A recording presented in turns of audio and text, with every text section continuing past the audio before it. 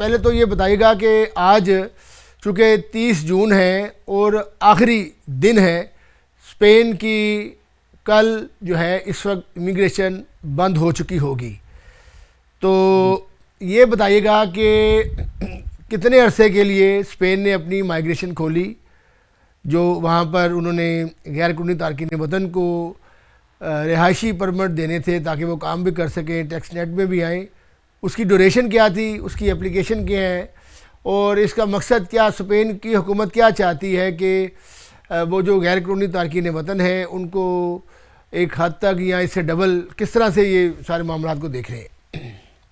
जी, वालेकुम सलाम वसीम साहब, आपको और हमारे तमाम सामईन जितने सुनने वाले हैं। जी, जैसा कि आपने कहा कि आज स्पेन इमिग्रेशन का आखिरी दिन है। आज रात जी 12 बजे तक जो है वो पोर्टल ओपन होगा, उसके बाद 12 बजे के बाद ये बंद हो जाएगा। ठीक तो है। 15 अप्रैल को ये प्रोसीजर शुरू हुआ था। तकरीबन आप समझे कि 2.5 महीने का ये प्रोसीजर, 15 अप्रैल से लेकर 30 जून तक। लेकिन मैं इसमें जो खालिद साहब, बिल्कुल ये बड़ी एक हैरानगी की बात है कि 2.5 माह के अंदर 13 लाख जो गैर कानूनी तारकीन वतन हैं वो स्पेन में इकट्ठे हो गए हैं। अब 13 बिल्कुल लाख की एप्लीकेशन को डील करने के लिए कई सौ जो वकील हैं बिल्कुल पाकिस्तान से, इंग्लैंड से, यूरोप से, वो भी स्पेन में जाके बैठे हैं। इस पर भी बात करते हैं, तो आप बात जारी रखें कि ये 2.5 माह में ये कौन लोग हैं, पाकिस्तानी हैं या दीगर मुल्क के कौन कौन से ममालिक के लोग हैं ये? जी, ममालिक तो पूरी दुनिया से ही लोग हैं। आप ठीक है। ये जब फरवरी जनवरी के शुरू में जब इसका ऐलान हुआ था तो कहा यही था कि मार्च के एंड पे, अप्रैल के फर्स्ट वीक में ये स्टार्ट होगी। फिर गवर्नमेंट ने अपने जो है प्रोसीजर उसको करते करते 15 अप्रैल तक चला गया था मामला। तो सूचन में यही आ रहा था कि 3 महीने के लिए ओपन करेंगे, तो शायद ये 15 जून जुलाई तक जो चलेगा। लेकिन ठीक फिर है। 30 जून उन्होंने लास्ट डेट दी थी। उसमें ये ऑप्शन रखा था कि हम कह रहे हैं कि 5 लाख लोग मौजूद हैं इलीगल, लेकिन हम 7 लाख लोगों के जो है पेपर जमा करेंगे। ठीक है। तो हम भी यही सोच रहे थे कि अगर ये 5, तो सुनने में जब ये गवर्नमेंट के इदारों से बात हो रही थी, वो कहते अगर 5 लाख या 7 लाख पूरे ना हुए तो हम इसमें फिर 15 या 20 दिन की तोसी कर देंगे। तो सी, लेकिन तो सी लेकिन क्या करेंगे, वो जो तो 13 लाख बंदे हो गए हैं, शायद वो डबल जो हो गए हैं, सूरत 14 उसके लाख बाद तक सामने जाएंगे। आई है, वो खुद जो गवर्नमेंट के इदारे जो है, मैं अभी लास्ट वीक वहाँ स्पेन में था और मेरी डायरेक्टर इमिग्रेशन से मीटिंग हुई थी, तो उसमें भी जो बात हुई तो वो खुद हैरान है कि जिस तेजी से ये सिफर अब बढ़ा है, यानी कि आप अंदाजा करें 13.5 लाख लोग जो हैं वो जो कल तक की रिपोर्ट थी वो जमा कर चुके हैं। और आज जो है एक बहुत बड़ा नंबर है जो आज के दिन के लिए। उसमें दो चीजें थी वसीम साहब। बाद लोग वो कह रहे हैं कि नहीं अभी क्यों तादाद बढ़ी है, तो शुरू में क्यों नहीं। तो मसला ये था कि आप दो चीजों की डिमांड थी इसमें, ये समझने वाली बात है जिससे टेक्निकल चीज समझ आएगी। एक तो आप 31 दिसंबर से पहले स्पेन में मौजूद हो, और ठीक है। दूसरे आपको रहते हुए 5 माह कंटिन्यू वहां पे होना पड़ेगा।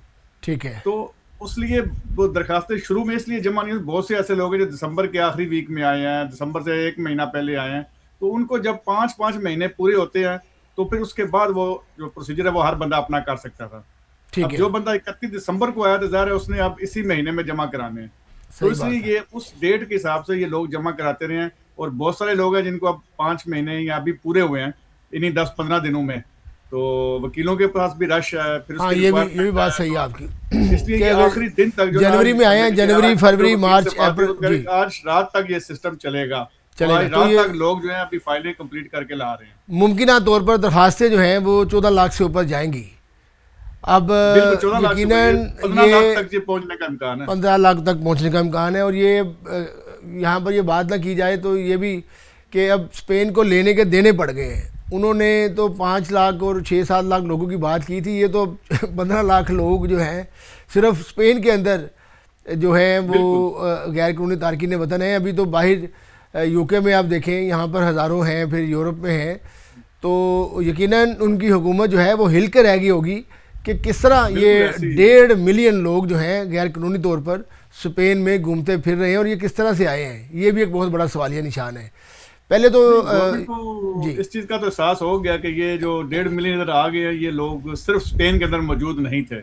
इसमें बहुत अच्छा। से यूरोपियन कंट्रीज से जो है, न सिर्फ पाकिस्तान, इंडिया, बांग्लादेश, बल्कि लातिन अमेरिका, जो सबसे बड़ी जो कम्युनिटी है वो लातिन अमेरिका की है।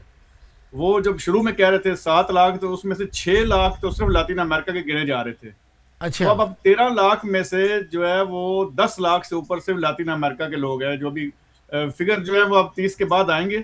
लेकिन जो सबसे ज्यादा लोग आए हैं वो 10 लाख से ऊपर है, जो लातिन अमेरिका के हैं। तो लातिन अमेरिका के बहुत सारे लोग स्पेन में भी इलीगल थे, और उसके बाद इटली में बहुत ज्यादा लोग थे, क्योंकि अच्छा। इटालियन लैंग्वेज और स्पेनिश लैंग्वेज क्योंकि लातिन अमेरिका में बोली जाती है, और पुर्तगाल के अंदर भी। तो वहां से फिर काफी लोग जो है वो ज्यादा, हर एक ने कोशिश की है कि इस अपॉर्चुनिटी को अवेल किया जाए। तो 10 से 11 लाख से ऊपर जो लोग हैं ये सिर्फ लातिन अमेरिका के हैं। बाकी जो 4 लाख हैं वो समझ लें कि उसमें अफ्रीका से और एशिया से मौजूद है सारे। पाकिस्तान से भी एक बड़ा नंबर वहाँ पर, बहुत बड़ी तादाद पाकिस्तानी वहाँ पर हैं। हाँ जी, पाकिस्तानी तो काफी बड़ी तादाद में, इंडियन हाँ, काफी बड़ी तादाद में लोग हैं। तो और हर एक ने उसमें कोशिश की है, यूके से बहुत से लोग जो है वो जहाँ पे थे, जो स्टूडेंट वीजे पे थे, वो बहुत गए हैं, फ्रांस से, इटली से, जर्मनी से, जहाँ जहाँ लोग मौजूद थे, हर एक ने कोशिश की है कि हम इस चांस को अवेल करें। तो वकीलों की तो फिर एजेंटों की तो चांदी लगी है कि इतने लाख लोगों को वो डील कर रहे हैं, तो उधर तो फिर उनको पूछने वाला कोई नहीं होगा इस वक्त स्पेन के अंदर। ये पूछने वाला तो जो मेन इस वक्त गवर्नमेंट का जो फोकस है कि वो कह रहे थे कि 5 से 7 लाख मैक्सिमम, वो इतनी ही मार्केट जो है वो मौजूद थी। अब नए लोग जब आएंगे, जब इनको वर्क परमिशन मिलेगी, काम करेंगे, तो ज़ाहिर है गवर्नमेंट ने अपना एक आइडिया लगाया था कि हमारे पास जो लेबर मार्केट है उसके अंदर कितनी कैपेसिटी मौजूद है। जो कैपेसिटी बता रहे थे इब्तदा में, वो 5 से 7 लाख की बता रहे थे कि इतनी हमें ज़रूरत है पूरे स्पेन के अंदर, कितने लोग लीगल हों वो इस सिस्टम में आ जाएंगे। अब मसला ये आ गया कि अब उससे डबल से भी ऊपर चला गया है। तो उसमें अब ये चीज़ आएगी कि अब उन सब लोगों को जिनके पास काम की परमिशन मौजूद है, काम वो कर सकते हैं, लीगल तौर पे रह सकते हैं, तो मार्केट थोड़ी सी जो है ना, अब इसमें प्रॉब्लम ये आएगी कि पहले लोग कम तनख्वाहों पे इलीगल लोग काम करते थे। अब जो बहस चल रही है कि अब जब कैपेसिटी नहीं होगी आपके पास इतने 13 लाख लोगों को या 15 लाख लोगों को काम देने की, तो वो कैसे सरवाइव करेंगे। तो इस पे जो है वो यकीनन ये, अपोजिशन भी काफी तनकीद कर रही है। जी जी, बहुत और बड़ा ये सवालिया निशान भी है और हुकूमत के लिए बिल्कुल अब ये बात मामूली नहीं बल्कि गैर मामूली हो गई है, क्योंकि वो इतना ज़्यादा सोच नहीं रहे थे कि 1.5 मिलियन बंदा जो है वो सिर्फ स्पेन की इमिग्रेशन के लिए उठ खड़ा होगा। लेकिन खाला शहबाज चौहान साहब, यहाँ पे ये बताइएगा कि क्या इतनी आसान थी स्पेन की जो इमिग्रेशन जब खुली है कि हर बंदे ने वहाँ पर आके दरख्वास्त जमा करवा दी है जहाँ कहीं भी वो था।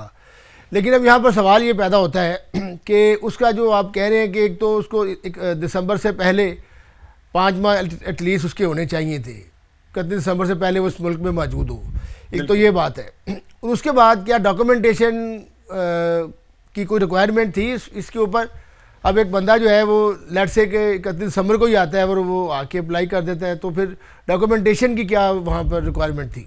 डॉक्यूमेंटेशन के हवाले से ना बहुत इजी प्रोसेस रखा हुआ था कि शुरू में तो ये होता था कि इससे बाद स्पेन में आपको पता है कि 2 साल के बाद ऑटोमेटिकली आप अप्लाई कर सकते थे जब भी आपको 2 साल पूरे हो। लेकिन उसके लिए रिक्वायरमेंट थी गवर्नमेंट का सरकारी जो है बल्दिया के अंदर आप रजिस्टर्ड हो। इस इमिग्रेशन के अंदर ऐसा भी कोई सरकारी प्रूफ नहीं रखा गया। अच्छा। हमने कहा था कि आप इंक्लूडेड, आपने अगर कोई सिम ली है और आपने कोई मोबाइल लिया है किसी भी प्राइवेट शॉप से, किसी भी जगह से, आप कोई आप बिल ले आते हैं कि मैं यहाँ पे मौजूद था, इस किस्म की कोई भी प्राइवेट चीज यानी कि जिसको वेरीफाई करना भी मुश्किल होता है, तो वो भी काबिल कबूल था। अच्छा तो खान साहब, उन्हीं ये वजह से बताइएगा सारा कि अब देखें ना, एक बंदा वहाँ पर उसका मौजूद होना ज़रूरी है ना। अगर कोई सिम लेता है या कोई बिल उसके नाम होता है, उसमें बहुत सारी, जिस तरह आपने कहा कि सिर्फ स्पेन के लोग नहीं हैं, ये लातिन अमेरिका से और इटली से, यूरोप से, यूके से स्टूडेंट्स, दूसरी कैटेगरीज़ के लोग वहाँ पर गए हैं जो यहाँ पर गैर कानूनी थे और वहाँ पर कानूनी होने के लिए गए हैं। लेकिन ये भी तो मुमकिन है कि जो वहाँ पर एजेंट्स बैठे हैं या कुछ ऐसे नीम हकीम हजरात वहाँ पर मौजूद हैं जो कि उनकी गैर मौजूदगी में भी पॉसिबल है कि आपके नाम की कोई सिम लेना तो मुश्किल नहीं है, क्योंकि यूरोप में जो मर्जी सिम ले ले उसके लिए कोई रजिस्ट्रेशन